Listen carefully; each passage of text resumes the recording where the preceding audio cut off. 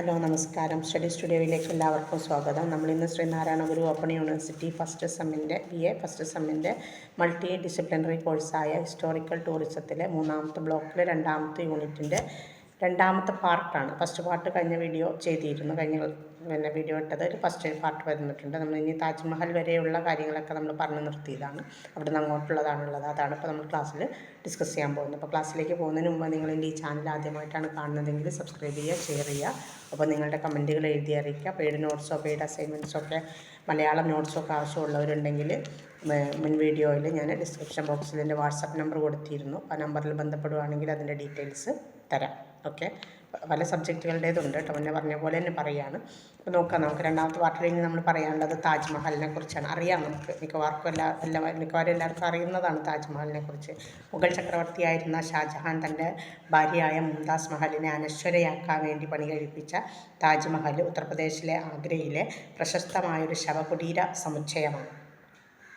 യമുന നദിയുടെ തെക്കേ കരയിൽ സ്ഥിതി ചെയ്യുന്ന ഇത് ഇന്ത്യയിലെ ഏറ്റവും പ്രശസ്തമായ ഒരു കെട്ടിടമാണ്. ഇതിനെക്കുറിച്ച് ഇപ്പോൾ ഇതിൽ നമ്മൾ കുറേ സ്ഥലങ്ങൾ, കുറേ പ്രദേശങ്ങളെക്കുറിച്ച് കുറേ കെട്ടിടങ്ങളെക്കുറിച്ചൊക്കെ നമ്മൾ പഠിച്ചെങ്കിലും ഒറ്റയിട്ട് ചോദിക്കാൻ സാധ്യതയുള്ള ക്വസ്റ്റ്യനുകളിൽ ഒന്നാണ് താജ്മഹലിൻ്റെ പ്രത്യേകതകളെക്കുറിച്ച് കേട്ടോ. ഇപ്പോൾ ഈ സമുച്ചയം എന്ന് പറഞ്ഞാൽ നമ്മളിങ്ങനെയാണ് ഇന്ത്യയിലെ ഏറ്റവും പ്രശസ്തമായ കെട്ടിടങ്ങളിൽ ഒന്നാണ്. സമുച്ചയം അതിൻ്റെ ആകർഷണീയമായ അനുപാതത്തിനും അലങ്കാര ഘടകങ്ങളുടെ ദ്രാവക സംയോജനത്തിനും പേരുകേട്ടതാണ്. ഇത് മുഗൾ വാസ്തുവിദ്യയുടെ ഏറ്റവും മികച്ചൊരു ഉദാഹരണമാണ് താജ്മഹൽ. ഇരട്ട മസ്ജിദ് കെട്ടിടങ്ങൾ, പൂന്തോട്ടങ്ങൾ, അതുപോലെ ഒരു മ്യൂസിയം എന്നിവയാണ് ഇതിലെ മറ്റ് ആകർഷണീയ സമുച്ചയമാണെന്ന് പറഞ്ഞല്ലോ. അപ്പോൾ അതിലുള്ള മറ്റ് ആകർഷണീയതകൾ. താജ്മഹൽ ലോകത്തിലെ ഏറ്റവും പ്രശസ്തമായ സ്മാരകങ്ങളിൽ ഒന്നാണ്. ഇന്ത്യയിലെ അല്ല, ലോകത്തിലെ. 1953 യുനെസ്കോയുടെ ലോക പൈതൃക പട്ടികയിൽ ഇത് ഉൾപ്പെടുത്തുകയും ചെയ്തിട്ടുണ്ട്. 23 അടി ഉയരമുള്ള വെളുത്ത മാർബിൾ ഘടനയാണ് ശവകുടീരം. 4 മുഖങ്ങളുണ്ട്. ഓരോന്നിനും വിശാലമായ മധ്യ കമാനവും അതുപോലെ വിവിധ അറകളുള്ള ഒരു എന്താ പറയുക കോണുകളും ഉണ്ടതിന്. 240 അടി ഉയരമുള്ള മധ്യ താഴികക്കുടത്തിന് ചുറ്റും 4 ചെറിയ താഴികക്കുടങ്ങൾ വേറെയുമുണ്ട്. പ്രധാന താഴികക്കുടത്തിനുള്ളിലെ അക്കോസ്റ്റിക്സ് ഒരു പുല്ലാങ്കുഴൽ കുറിപ്പ് 5 തവണ പ്രതിധ്വനിക്കുന്ന രീതിയിലാണ് നിർമ്മിച്ചിട്ടുള്ളത്. മുംതാസ് മഹലിൻ്റെയും ഷാജഹാൻ്റെയും ശവകുടീരങ്ങൾ ഉൾപ്പെടെ അഷ്ടഭുജാകൃതിയിലുള്ള മാർബിൾ അറയാണ് അകത്തളത്തിൽ ഉള്ളത്. ഒരൊറ്റ ശവകുടീരങ്ങൾ ഒരു ഫിലിഗ്രി മാർബിൾ സ്ക്രീനിനാലാണ് ചുറ്റപ്പെട്ടിരിക്കുന്നത്. അതേസമയം യഥാർത്ഥ സാർക്കോഫാഗി അവയ്ക്ക് താഴെയാണ് നിർമ്മിച്ചിട്ടുള്ളത്. ചതുരാകൃതിയിലുള്ള സ്തംഭത്തിൻ്റെ ഓരോ കോണിലും മനോഹരമായ മിനാരങ്ങൾ എന്ത് ചെയ്തിട്ടുണ്ട്, സെസ്മൽ കെട്ടിടത്തിൽ നിന്ന് വേറിട്ടിങ്ങനെ നിൽക്കുന്നുണ്ട്. മാർബിൾ കഴുത്തുള്ള താഴികക്കുടങ്ങളും വാസ്തുശില്പങ്ങളുമുള്ള ചുവന്ന സിക്രി മണൽക്കൽ കൊണ്ട് നിർമ്മിച്ച മോസ്കും അതിൻ്റെ ജവാബും സമമിതിയിൽ, അതായത് ഒരേ രൂപത്തിൽ സമമിതിയിൽ സമാനമായ 2 കെട്ടിടങ്ങളാൽ ശവകുടീരങ്ങൾക്ക് ചുറ്റും നിർമ്മിക്കപ്പെട്ടിട്ടുണ്ട്. ക്ലാസിക്കൽ മുഗൾ ലൈനുകൾ, നടപ്പാതകൾ, ജലധാരകൾ, അലങ്കാര വൃക്ഷങ്ങൾ എന്നിവയോട് കൂടിയ പൂന്തോട്ടം സജ്ജീകരിച്ചിട്ടുണ്ട്. സമുച്ചയത്തിൻ്റെ തെക്കേ അറ്റത്ത് വിശാലമായ ചുവന്ന മണൽക്കല്ല് ഗേറ്റ് വേ, 2 നിലകളുള്ള മധ്യ കമാനം, അതുപോലെ ചുറ്റും കറുത്ത ഖുർആൻ അക്ഷരങ്ങളും പുഷ്പ ഡിസൈനുകളും പതിച്ച വെളുത്ത മാർബിൾ പാനലിങ്ങുകളും നിർമ്മിച്ചിട്ടുണ്ട്. പ്രധാന കമാനം 2 ജോഡി ചെറിയ കമാനങ്ങളാൽ ചുറ്റപ്പെട്ടിരിക്കുന്നു. 98 അടി ഉയരമുള്ള നേർത്ത അലങ്കാര മിനാരങ്ങൾക്കൊപ്പം ഓരോ മുഖവും 11 വെളുത്ത ഛത്രികളുടെ പൊരുത്തപ്പെടുത്തുന്ന വരികൾ കൊണ്ട് ഗേറ്റ് വേ കിരീടം നേടിയിരിക്കുന്നു. 4 കോണുകളിലും വലിയ ഛത്രികൾ കൊണ്ട് മൂടിയ അഷ്ടഭുജാകൃതിയിലുള്ള ഗോപുരങ്ങളും ഉണ്ട്. താജ്മഹലിന് 2 അലങ്കാര സവിശേഷതകളുണ്ട്. പിയത്രദുരയും Arabic കാലിഗ്രഫിയുമാണത്. Lapis lazuli, jade, crystal, ടാർക്കോയിഡ്സ്, അമേത്തിസ് തുടങ്ങിയ അർദ്ധവിലയേറിയ കല്ലുകൾ ജാമിതീയ പുഷ്പ ഡിസൈനുകളിൽ ഉപയോഗിക്കുന്ന മുഗൾ കരകൗശലത്തിൻ്റെ ഒരു രൂപമാണ് പിയത്രദുര എന്ന് പറയുന്നത് കേട്ടോ. അതായത് ഒരു മുഗൾ വാസ്തുവിദ്യയുടെ ഒരു പ്രത്യേക ശൈലിയാണ് പിയത്രദുര. വെളുത്ത മക്രാന മാർബിളിൻ്റെ മിന്നുന്ന വിസ്തൃതിയെ നിറങ്ങൾ മിതപ്പെടുത്തുന്നു. അതുപോലെ അമാനത്ത് ഖാൻ അൽ ഷിറാസിയുടെ നേതൃത്വത്തിൽ അറബിക് കാലിഗ്രാഫി താജ്മഹലിലുടനീളം ഖുർആനിലെ വാക്യങ്ങൾ ഇങ്ങനെ ആലേഖനം ചെയ്തു വെച്ചിട്ടുണ്ട്, അതായത് എഴുതി ചേർത്ത് വെച്ചിട്ടുണ്ട്. ഇത്രയാണ് അതിനെക്കുറിച്ച് വരുന്നത്. ഇനി കുത്തബ് മിനാറാണ്. ഡൽഹിയിൽ സ്ഥിതി ചെയ്തിരുന്ന കുത്തബ് മിനാർ സമുച്ചയം ഇന്ത്യൻ ഉപഭൂഖണ്ഡത്തിലെ ഇസ്ലാമിക ഭരണാധികാരികളുടെ വാസ്തുവിദ്യാ കലാപരമായ നേട്ടങ്ങളുടെ ഒരു പ്രദർശനമാണ്. കുത്തബ് മസ്ജിദ് എന്നറിയപ്പെടുന്ന സമുച്ചയം കൊത്തുപണികളുള്ള തൂണുകളും ഗംഭീരമായ 5 കമാനങ്ങളും സ്ക്രീനുമുള്ള അർക്കേഡുകൾ കൊണ്ട് ചുറ്റപ്പെട്ട ഒരു വലിയ ചതുരാകൃതിയിലുള്ള മുറ്റം ഉൾക്കൊള്ളുന്ന ഇസ്ലാമിക വാസ്തുവിദ്യയുടെ ക്ലാസിക് മാതൃക ഇന്ത്യക്ക് പരിചയപ്പെടുത്തിയ ഒരു രൂപമാണ്. ഭരണാധികാരികളായ കുത്തുബുദ്ദീൻ ഐബക്കും ഇൽതുത്മിഷും ചേർന്ന് പൂർത്തിയാക്കിയ ഈ പള്ളി 1799 1503 ഇടയിൽ പൂർത്തീകരിക്കപ്പെട്ടു. ഒരു സാധാരണ ക്ലാസിക് ഇസ്ലാമിക് പള്ളിയുടെ പദാവലിയാണിത് പൂർത്തിയാകുന്നത്. കുത്തബ് മീനാർ ചുവപ്പ് ബഫ് മണൽ കല്ലുകൊണ്ടാണ് നിർമ്മിച്ചിട്ടുള്ളത്. ലിഖിത ബോർഡുകൾ കൊണ്ട് വാചാലമായി കൊത്തിയെടുത്തതാണ് അതിൻ്റെ ഭിത്തികൾ. 72.5 മീറ്റർ ഉയരമുള്ള ഇന്ത്യയിലെ ഏറ്റവും ഉയരമുള്ള കൊത്തുപണി ഗോപുരമാണ് കുത്തബ് മീനാർ. എല്ലാ മുഅദ്ദിൻമാരെയും പണ്ഡിതന്മാരെയും പ്രാർത്ഥനയ്ക്ക് വിളിക്കുന്നതിനുള്ള പ്രൊജക്റ്റിംഗ് ബാൽക്കണികളും മുറ്റത്ത് ഒരു ഇരുമ്പ് തൂണും ഇത് സവിശേഷമായ ഇന്ത്യൻ സൗന്ദര്യാത്മകത നൽകുന്നതാണ്. 13-ാം നൂറ്റാണ്ടിലെ ഖുവത്തുൽ ഇസ്ലാമിലെ ഇൽതുത്മിഷിൻ്റെ ചതുരാകൃതിയിലുള്ള ശവകുടീരം ഇന്ത്യയിലെ രാജകീയ ശവകുടീര നിർമ്മാണത്തിൻ്റെ തുടക്കം കുറിച്ചു എന്ന് പറയുന്നുണ്ട്. മുഗൾ കാലഘട്ടം വരെ ഈ ആചാരം തുടർന്നു. ശവകുടീര അറയിൽ ലിഖിതങ്ങളും ജാമിതീയ പാറ്റേണുകളും സാരസനിക് പാരമ്പര്യത്തെ പ്രതിഫലിപ്പിച്ചിട്ടുണ്ട്. 1296-നും 1311-നും ഇടയിൽ അലാവുദ്ദീൻ ഖിൽജി ആചാരപരമായ കവാടവും ഒരു പഠനസ്ഥലവും ചേർത്ത് സംഘത്തെ ഒന്നുകൂടി വിപുലീകരിച്ചു. കുത്തബ് മീനാറിൻ്റെ ഇരട്ടി വലിപ്പമുള്ള അപൂർണമായ അലൈ മിനാർ 25 മീറ്റർ ഉയരത്തിലാണ് നിർമ്മിച്ചിരിക്കുന്നത്. ആദ്യകാല ഇസ്ലാമിക ഇന്ത്യയുടെ വാസ്തുവിദ്യ കലാപരമായ നേട്ടങ്ങൾ പ്രദർശിപ്പിക്കുന്ന മതപരവും സംസ്കാരപരവുമായ കെട്ടിടങ്ങൾ കുത്തബ് മിനാർ സമുച്ചയത്തിൽ ഉൾപ്പെടുത്തിയിട്ടുണ്ട്. കുത്തുബ് അതുപോലെ അലൈ മിനാറുകൾ, ഖുവത്തുൽ ഇസ്ലാം മസ്ജിദ്, അലാവുദ്ദീൻ ഖിൽജിയുടെ മദ്രസ, ഇൽതുത്മിഷിൻ്റെ ശവകുടീരം, അലൈ ദർവാസ, അതുപോലെ ഇരുമ്പ് സ്തംഭം എന്നിവയെല്ലാം ഒരു വലിയ അറയ്ക്കുള്ളിലാണ് നിർമ്മിച്ചിട്ടുള്ളത്. ഇത് സ്വത്തിൻ്റെ പ്രാധാന്യത്തെ ഗുരീദ് വംശങ്ങളുടെ ദർശനത്തെയും കൃത്യമായിട്ട് പ്രതിനിധീകരിക്കുന്നതാണ്. ഇന്ത്യയിൽ അവരുടെ ഭരണവും മതവും ഇഷ്ടപ്പെടുന്ന ആളുകളും ഉണ്ടായിരുന്നു. ഇപ്പോൾ കുത്തബ് മിനാറും അതിൻ്റെ സ്മാരക സമുച്ചയവും ഇന്ത്യ ഗവൺമെൻറ്റിൻ്റെ ഉടമസ്ഥതയിലാണുള്ളത്. ASIയുടെ നിയന്ത്രണത്തിലുമാണ് ഉള്ളത്. ASI Delhi development authority, municipal corporation of Delhi, ദേശീയ തലസ്ഥാന പ്രാദേശിക ഡൽഹി സർക്കാർ എന്നിവ ഉൾപ്പെടെ വിവിധ പങ്കാളികളാണ് ഇപ്പോൾ ഈ പ്രോപ്പർട്ടിയുടെ പെരിഫറൽ ഏരിയ കൈകാര്യം ചെയ്യുന്നത്. പുരാതന സ്മാരകങ്ങളും പുരാവസ്തു സ്ഥലങ്ങളും അവശിഷ്ടങ്ങളും നിയമം, അതുപോലെ ഡൽഹി മുനിസിപ്പൽ കോർപ്പറേഷൻ നിയമം, ഭൂമി ഏറ്റെടുക്കൽ നിയമം, ഡൽഹി അർബൻ നിയമം, അതുപോലെ അർബൻ ആക്ട് കമ്മീഷൻ നിയമം, അർബൻ ലാൻഡ് നിയമം, പരിസ്ഥിതി മലിനീകരണ നിയന്ത്രണം, ഇന്ത്യൻ വനം എന്നിവ ഉൾപ്പെടെ വിവിധ നിയമങ്ങളാൽ ഭരണം നിയന്ത്രിക്കപ്പെടുന്നുണ്ട്. നിയമം, വനസംരക്ഷണം, ഡൽഹി വികസന നിയമം, വസ്തുവിൻ്റെ സംരക്ഷണം, പരിപാലനം എന്നിവയ്ക്ക് വേണ്ടിയോ അതുപോലെ കേന്ദ്ര സർക്കാർ വാർഷിക ഫണ്ട് നൽകുന്നുണ്ട്. ASI നിയമങ്ങളും സമുച്ചയത്തിൻ്റെ ആധികാരികതയെ മാനിച്ച് ഉയർന്ന നിലവാരമുള്ള സംരക്ഷണം ഉറപ്പാക്കുന്നതിന് പരിശീലനവും ഗവേഷണവും നേടിയ വിദഗ്ധരും അതിൽ ഒരു വാർഷിക സംരക്ഷണ വികസന പദ്ധതിയിലൂടെ സമുച്ചയത്തെ ഇപ്പോൾ പരിപാലിച്ചു വരുന്നത്. ചുരുക്കി പറഞ്ഞാൽ കുത്തബ് മിനാർ ഇപ്പോൾ ഇന്ത്യൻ സർക്കാരിൻ്റെ നിയന്ത്രണത്തിലുള്ള ഒരു കെട്ടിട സമുച്ചയമാണ്. ഇനി ജമാ മസ്ജിദിനെ കുറിച്ച് 1650-1656 കാലഘട്ടത്തിൽ മുഗൾ ചക്രവർത്തിയായ ഷാജഹാൻ പണികഴിപ്പിച്ചതാണ് പഴയ ഡൽഹിയിലെ ഒരു പള്ളിയാണ് ജമാ മസ്ജിദ്. ഇന്ത്യൻ ഉപഭൂഖണ്ഡത്തിലെ 2ാമത്തെ വലിയ പള്ളിയാണ് ജമാ മസ്ജിദ്. നഗരത്തിലെ പ്രധാന പള്ളിയുമാണ്. ഫ്രൈഡേ മോസ്ക് എന്നറിയപ്പെടുന്ന പള്ളി ചെങ്കോട്ടയ്ക്ക് സമീപം തെരുവിൽ നിന്ന് 30 പടികൾ ഉയരത്തിൽ സ്ഥിതി ചെയ്യുന്നു. മസ്ജിദ് ജഹാൻ നുമാ എന്നും അറിയപ്പെടുന്ന ഈ പള്ളിയുടെ വിവർത്തനം ലോകത്തെ പ്രതിഫലിപ്പിക്കുന്ന പള്ളി അല്ലെങ്കിൽ ലോകം പ്രദർശിപ്പിക്കുന്ന മസ്ജിദ് എന്നാണ്. അതിന് പുറമെ ഇതിൻ്റെ കിഴക്കൻ കവാടം ആദ്യം രാജകീയ ഉപയോഗത്തിന് വേണ്ടിയിട്ടാണ് നീക്കിവെച്ചിരുന്നത്. 130 അടി നീളമുള്ള 2 മിനാരങ്ങളും 90x200 അടി വിസ്തീർണമുള്ള ഒരു പ്രാർത്ഥനാ ഹാളും ഈ കെട്ടിടത്തിലുണ്ട്. ഹാളിൽ പേർഷ്യൻ ഭാഷയിലുള്ള കാലിഗ്രാഫിക് ലിഖിതങ്ങളും 3 വലിയ മാർബിൾ താഴികക്കുടങ്ങളും നിർമ്മിച്ചിട്ടുണ്ട്. 25,000 പേർക്കിരിക്കാവുന്ന പ്രാർത്ഥനാ ഹാളാണ് പള്ളിയുടെ ഏറ്റവും വലിയ ഇൻറ്റീരിയർ സ്ഥലം. 3 വലിയ ഗേറ്റുകളും 4 ഗോപുരങ്ങളും ചുവന്ന മണൽക്കല്ലും വെള്ള മാർബിളും സ്ട്രിപ്പുകളും കൊണ്ടാണ് നിർമ്മിച്ചിട്ടുള്ളത്. ഇത്രയാണ് അതിനെക്കുറിച്ച് പഠിക്കാനുള്ളത്. ഇനി പുരാണ കില. പുരാണക്കില എന്ന് പറയും കേട്ടോ. 1530കളിൽ പണികഴിപ്പിച്ച ഡൽഹിയിലെ ഒരു പുരാതന കോട്ടയാണ് പുരാണക്കില. 300 ഏക്കറിലധികം വ്യാപിച്ചു കിടക്കുന്ന പുരാണക്കില കോട്ട സമുച്ചയം യമുനാ നദിയുമായി ബന്ധിപ്പിക്കുന്നതിന് ഒരു കിടങ്ങ് കൊണ്ട് ചുറ്റപ്പെട്ട ഘടനയുടെ ഒരു ശേഖരമാണ്. ഒറിജിനൽ ഘടനയിൽ നിന്ന് ഏതാനും സ്മാരകങ്ങൾ മാത്രമേ ഇപ്പോൾ നിലനിൽക്കുന്നുള്ളൂ. ബാക്കിയെല്ലാം ഏറെക്കുറെയൊക്കെ നാശപ്പെട്ടു കഴിഞ്ഞിട്ടുണ്ട്. BB ലാലിൻ്റെ നേതൃത്വത്തിൽ ASI 1954-ലും 55-ലും 1969-ലും 73-ലും അതായത് 69-73-ലും നടത്തിയ പുരാവസ്തു പഠനങ്ങൾ മഹാഭാരത കാലഘട്ടത്തിലെ പെയിൻറ് ചെയ്ത ഗ്രേവെയർ ഉത്ഖനനങ്ങളിൽ നിന്നാണ് ഇവിടുത്തെ മൺപാത്രങ്ങളെക്കുറിച്ചുള്ള വിവരങ്ങൾ ലഭിച്ചിട്ടുള്ളത്. ഇനി ഇതിന് മറ്റൊരു പ്രത്യേകത എന്താണെന്ന് ചോദിച്ചാൽ ഇത് നമ്മുടെ ഒരു കാലത്ത് യമുനാ നദിയിൽ ചുറ്റപ്പെട്ടതായിരുന്നു ഈ കോട്ട എന്നുള്ളതാണ്. യമുനാ നദിയാൽ ചുറ്റപ്പെട്ടതായിരുന്നു ഈ കോട്ട. അതേപോലെ തന്നെ പാണ്ഡവരുടെ ഐതിഹാസിക തലസ്ഥാനമായ ഇന്ദ്രപ്രസ്ഥം സ്ഥിതി ചെയ്യുന്ന സ്ഥലമാണിത് എന്നും വിശ്വസിക്കപ്പെടുന്നുണ്ട് കേട്ടോ.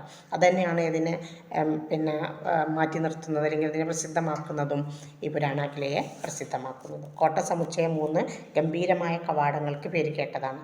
പ്രധാന കവാടമായ ബഡാ ദർവാസ, പിന്നെ ചുവന്ന മണൽക്കല്ലും മാർബിൾ കല്ലുകൊണ്ട് അവശിഷ്ടങ്ങൾ കൊണ്ട് നിർമ്മിച്ചിട്ടുണ്ട്. തെക്കൻ കവാടമായ ഹുമയൂൺ ദർവാസ 2 നിലകളിലുള്ള ആയിട്ട് അതിനെ വിഭജിച്ചിട്ടുണ്ട്. നടുവിൽ ഉയർന്ന കമാനമുണ്ട്. മൂന്നാമത്തേത് കവാടം തലാഖി ദർവാസ എന്നാണ്.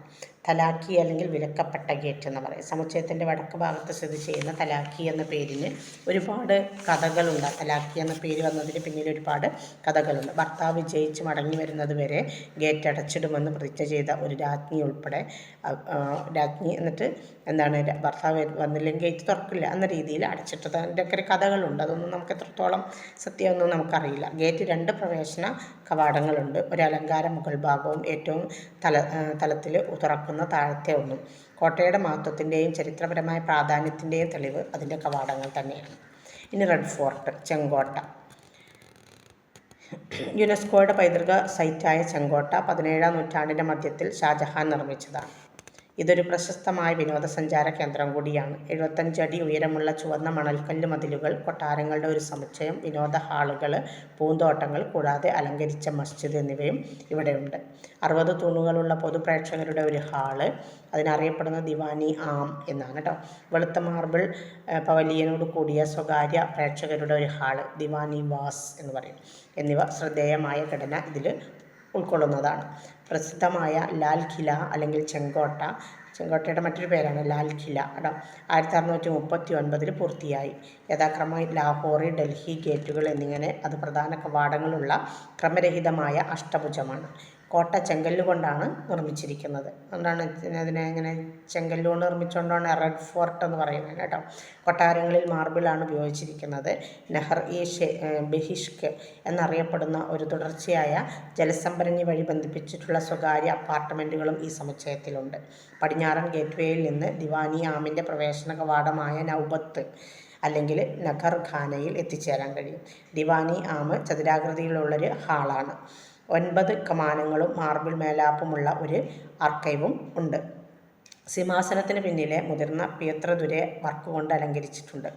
ഇത് ഫ്ലോറൻസൈൻ കലാകാരനായ ഓസ്റ്റിൻ ഡി ബോർഡോക്സ് നിർമ്മിച്ചതാണ് എന്നാണ് കരുതപ്പെടുന്നത്. ചെങ്കോട്ടയിലെ സ്വകാര്യ അറയായ ദിവാനി ഗാസ് പരന്ന മേൽക്കൂരയും പുഷ്പങ്ങളുള്ള പിയത്രദുര പാനലുകളുള്ള അത്യധികം അലങ്കാരങ്ങളുള്ള തൂണുകളുള്ള ഒരു ഹാളാണ്. ഇത് പ്രശസ്തമായവയിൽ സിംഹാസനത്തെ പിന്തുണക്കുന്നതായിട്ട് വിശ്വസിക്കപ്പെടുന്നു. തഹസീബ് ഖാന പ്രധാന പ്രാർത്ഥന ഹാളായിട്ടാണ് കണക്കാക്കുന്നത്. അതിന് പിന്നിൽ ഗോയ്സ്ഗാഹ് എന്ന് പറയുന്നൊരു കവാടവുമുണ്ട്. ചെങ്കോട്ട ഇസ്ലാമിക, പേർഷ്യൻ, തിമൂറിഡ്, ഹിന്ദു പാരമ്പര്യങ്ങളുടെ ഒരു മിശ്രിതമാണ്.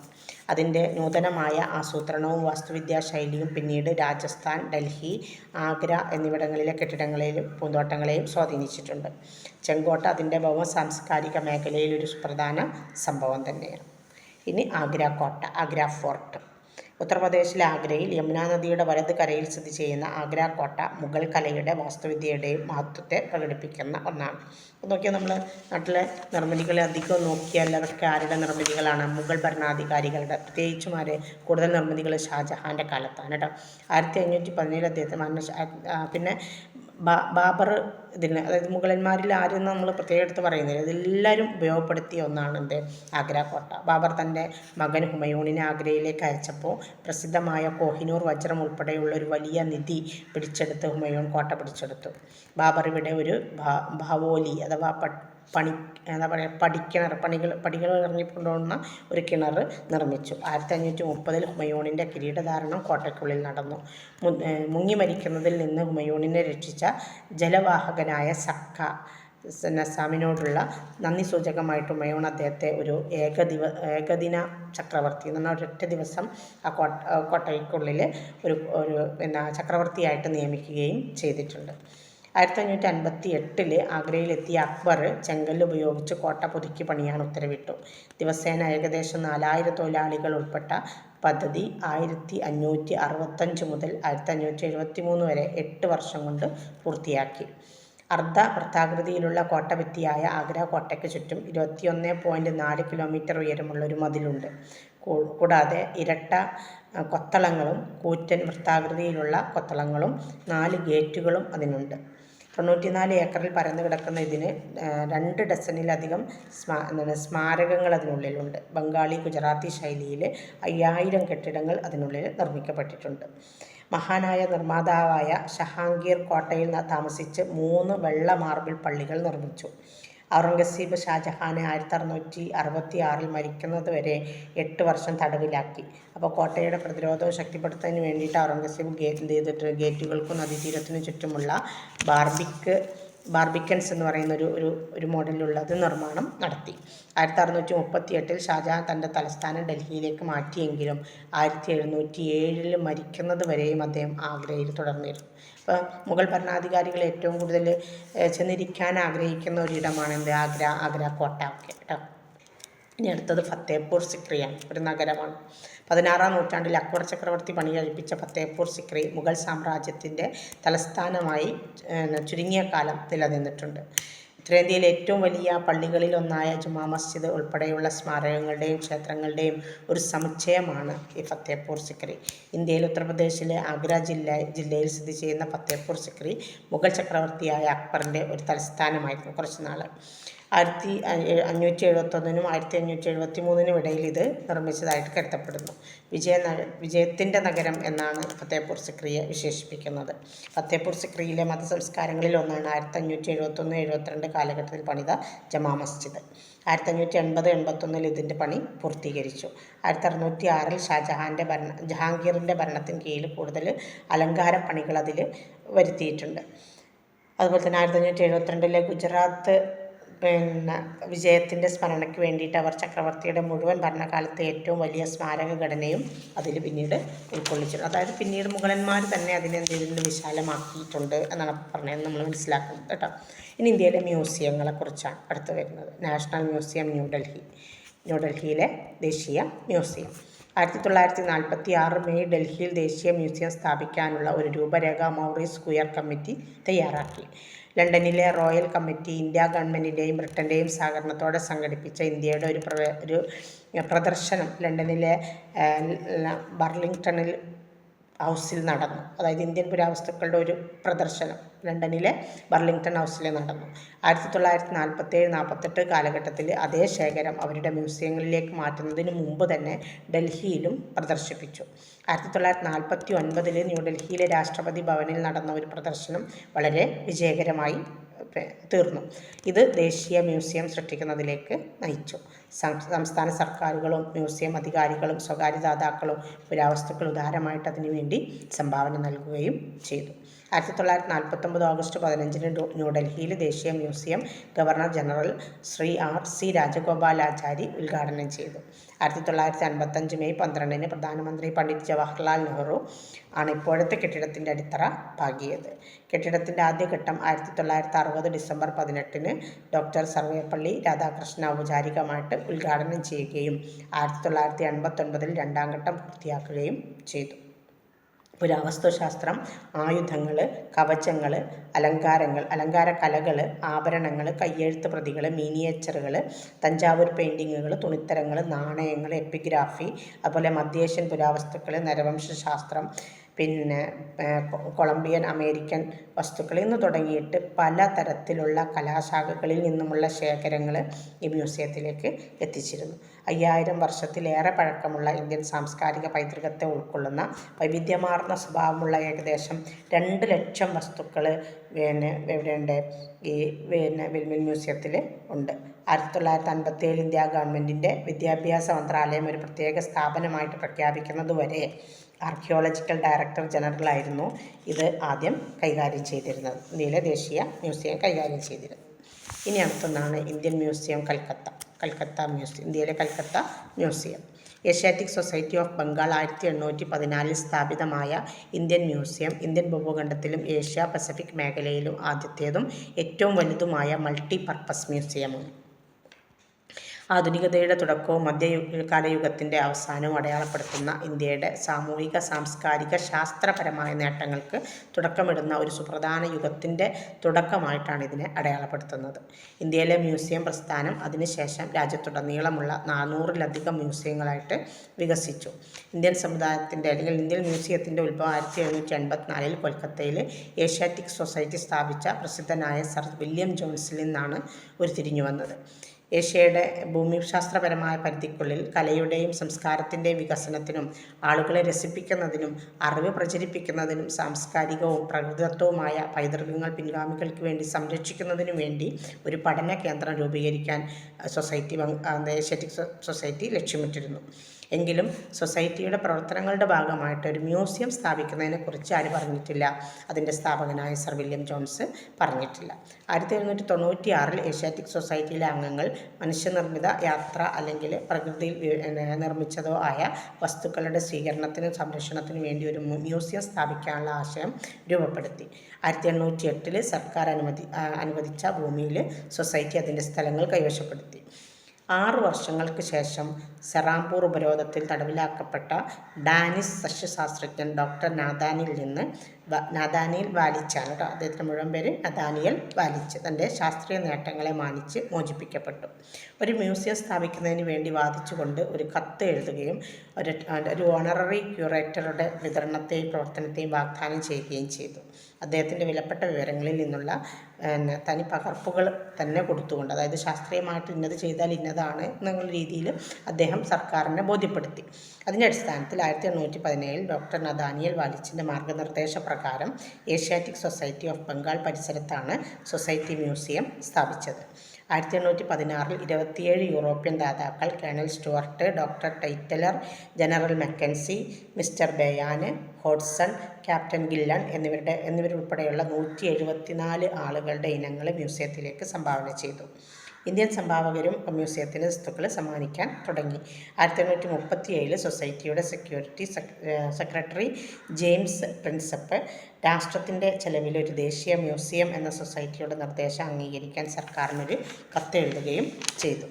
ഡോക്ടർ ഹെൽഫറും മറ്റ് സയൻറ്റിഫിക് ഓഫീസർമാരും 1840 കൊൽക്കത്തയിൽ സാമ്പത്തിക ഭൂമിശാസ്ത്രത്തിൻ്റെ ഒരു മ്യൂസിയം കണ്ടെത്താൻ തന്നെ തീരുമാനിച്ചു. 1856 ഇന്ത്യ ഗവൺമെൻറ് ഉടമസ്ഥതയിലുള്ള ഭാഗം നീക്കം ചെയ്യുന്നതുവരെ മ്യൂസിയം സൊസൈറ്റി പരിസരം കൈവശപ്പെടുത്തി.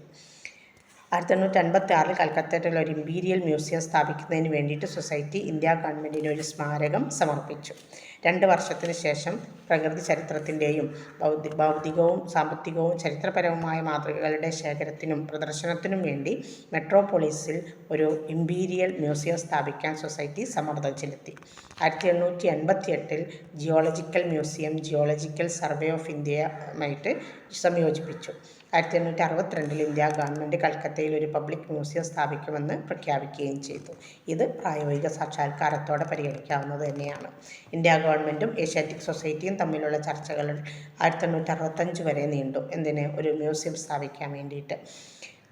സുവോളജിക്കൽ, ജിയോളജിക്കൽ, അതുപോലെ ആർക്കിയോളജിക്കൽ ശേഖരങ്ങൾക്ക് വേണ്ടി സൊസൈറ്റി നിർദ്ദിഷ്ട മ്യൂസിയം ട്രസ്റ്റിൻ്റെ ബോർഡിന് കൈമാറാൻ തന്നെ തീരുമാനിച്ചു. അങ്ങനെ ഏഷ്യാറ്റിക് സൊസൈറ്റി എന്നറിയപ്പെട്ടിരുന്ന Indian museum Asiatic society, geological survey of India, natural history museum എന്നിവയെ ഉൾക്കൊള്ളിക്കുന്നതിന് വേണ്ടിയിട്ട് 1867 ചൗറിംഗ് യാവ് നിർമ്മിച്ചു.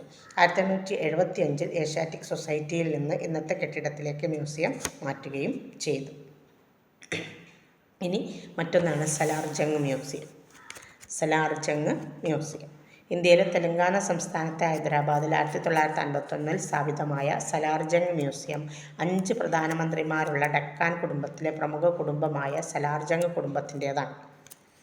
ആ സലാർജംഗ് കുടുംബത്തിലെ സലാർജംഗ് മൂന്നാമൻ ഇത്തരത്തിലുള്ള പുരാവസ്തുക്കളുടെ ശേഖരണം നടത്തുന്ന അതിൽ താല്പര്യമുള്ളൊരു വ്യക്തിയായിരുന്നു. അദ്ദേഹത്തിൻ്റെ മരണം വരെ ഇങ്ങനെ കിട്ടുന്ന എല്ലാ വസ്തുക്കളും ശേഖരിച്ചു വെച്ചു.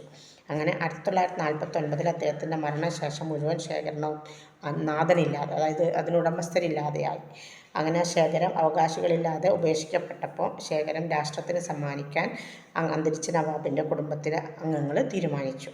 പുരാവസ്തുക്കളുടെ ഒരു ശേഖരമായ സലാർജംഗ് മ്യൂസിയം 1957 ഇന്ത്യയിലെ ദിവാൻ ദിയോഡിയിൽ പണ്ഡിറ്റ് ജവഹർലാൽ നെഹ്റു തുറന്നു. ഈ മ്യൂസിയം പിന്നീട് കുടുംബാംഗങ്ങളുടെ സമ്മതത്തോടെ ഇന്ത്യ ഗവൺമെൻറ് ഏറ്റെടുക്കുകയും ശാസ്ത്ര ഗവേഷണ സാംസ്കാരിക കാര്യ മന്ത്രാലയത്തിൻ്റെ മേൽനോട്ടത്തിലാക്കുകയും ചെയ്തു. 1961 പാർലമെൻറ്റ് ഒരു നിയമത്തിലൂടെ ഇത് ദേശീയ പ്രാധാന്യമുള്ള സ്ഥാപനമാക്കി പ്രഖ്യാപിച്ചു. 1968 മ്യൂസിയം നിലവിലെ കെട്ടിടത്തിലേക്ക് മാറ്റുകയും അതിൻ്റെ ഭരണം ആന്ധ്രാപ്രദേശിന് കീഴിലാണ് ആന്ധ്രാപ്രദേശ് ഗവൺമെൻറ് ചെയർമാനായുള്ള ഒരു സ്വയംഭരണ ബോർഡിലേക്ക് മാറ്റുകയും ചെയ്തു. പേർഷ്യൻ പരവതാനികൾ എന്ന് പറഞ്ഞിട്ട് എന്ന് വെച്ചാൽ ആ സലാർജംഗ് മ്യൂസിയത്തിൽ 46,000-ത്തിലധികം കലാവസ്തുക്കൾ, 8,000 കയ്യെഴുത്ത് പ്രതികൾ, 60,000 അച്ചടിച്ച പുസ്തകങ്ങൾ ഒക്കെ അതിൽ ഉൾപ്പെട്ടിട്ടുണ്ട്. അതിൽ തന്നെ പല രാജ്യങ്ങളുടെ വസ്തുക്കളും ഉൾപ്പെട്ടിട്ടുണ്ട്. 1960 മ്യൂസിയത്തെ ദേശീയ പ്രാധാന്യമുള്ളതാക്കി എന്ന് പറഞ്ഞില്ലേ, അതോടുകൂടി തന്നെ പല പ്രദേശങ്ങളിൽ നിന്നുള്ള വസ്തുക്കളും മ്യൂസിയത്തിലേക്ക് കടന്നു. ഇപ്പോൾ പേർഷ്യൻ പരവതാനി പറഞ്ഞു, പേപ്പർ, അതുപോലെ സെറാമിക്സ്, അവരുടെ ഗ്ലാസ്, അവരുടെ മെറ്റൽ വെയറുകൾ, ഇതൊക്കെ മ്യൂസിയത്തിലുണ്ട്. അതുപോലെ തന്നെ നമ്മുടെ വിദ്യാഭ്യാസവും ആനന്ദവും പ്രദാനം ചെയ്യാൻ വേണ്ടിയിട്ട് വിദ്യാർത്ഥികളെ ആകർഷിക്കുന്ന തരത്തിലേക്ക് മ്യൂസിയം മാറിയിട്ടുണ്ട്. ഇത്രയാണ് മ്യൂസിയത്തെക്കുറിച്ച് പഠിക്കാനുള്ളൂ കേട്ടോ. ഇനി വിക്ടോറിയ മെമ്മോറിയലാണ്. വിക്ടോറിയ മെമ്മോറിയൽ ഹാൾ എന്ന് പറയും. വിക്ടോറിയ രാജ്ഞിയുടെ ദേശീയ ഇന്ത്യൻ സ്മാരകമായ വിക്ടോറിയ മെമ്മോറിയൽ ഹാള് 1901 അന്നത്തെ ഇന്ത്യയുടെ വൈസ്രോയി ആയിരുന്ന കഴ്സൺ പ്രഭു കൽക്കത്ത മൈതാനത്തിൽ ഒരു മാർബിൾ ഹാളായിട്ട് നിർമ്മിക്കാൻ നിർദ്ദേശിച്ചു. ബ്രിട്ടീഷ് ഇൻസ്റ്റിറ്റ്യൂട്ട് ഓഫ് ആർക്കിടെക്ചറിൻ്റെ അന്നത്തെ പ്രസിഡൻ്റായിരുന്ന സർ വില്യം എമേഴ്സനെ ഇതിൻ്റെ ആർക്കിടെക്ചറായിട്ട് അദ്ദേഹം നിയമിച്ചു. കരാറുകാരായിട്ട് മാർട്ടിൻ ആൻഡ് കമ്പനിയെയും ഏൽപ്പിച്ചു. 1906 ജനുവരി 4 വെയിൽസ് രാജകുമാരൻ അതിന് തറക്കല്ലിട്ടു. 4 മൂലയിലെ ഗോപുരങ്ങൾ ഒഴികെ 1921 കെട്ടിടം പൂർത്തിയായി. ലോർഡ് റെഡെയ്സ്ഡേയും സർ ഡേവിഡ് സ്പിയനും ചേർന്നാണ് അതിൻ്റെ പൂന്തോട്ടങ്ങൾക്ക് രൂപകൽപ്പന ചെയ്തിരിക്കുന്നത്. 1934 കെട്ടിടം പൂർണ്ണമായിട്ടും നിർമ്മിക്കപ്പെടുകയും ചെയ്തു. അതായത് ആദ്യം നമ്മൾ പറഞ്ഞത് എങ്ങനെയാണ്, 1906 ജനുവരി 4 മൂലകൾ ഒഴികെയെന്നാണ് അല്ലേ, അതും കൂടി ഉൾപ്പെടുത്തിക്കൊണ്ട് 1934 കെട്ടിടം പൂർണ്ണമായിട്ടും നിർമ്മിച്ചു കഴിഞ്ഞു. അപ്പോൾ ഒരു മ്യൂസിയം എന്ന രീതിയിലാണ് ഇന്ത്യയിൽ അംഗീകരിക്കുന്നത്. അപ്പോൾ national museum Delhi, Calcutta museum in India, പിന്നെ Salar Jung museum, Victoria memorial hall, ഇത്രയാണ് മ്യൂസിയങ്ങളിൽ പഠിക്കാൻ വരുന്നത്. Okay, thanks.